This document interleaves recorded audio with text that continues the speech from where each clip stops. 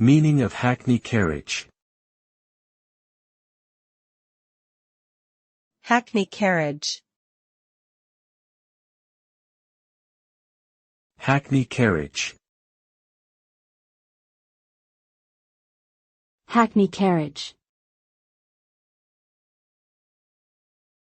Hackney carriage.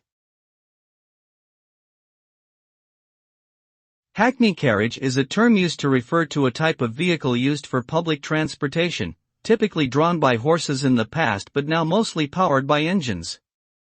It is commonly known as a taxi or cab. The term hackney comes from the French word hackney, meaning a horse suitable for riding. The term carriage refers to the vehicle itself. Today, the term hackney carriage is mainly used in legal documents and laws that regulate the taxi industry. In general usage, people simply refer to these vehicles as taxis or cabs.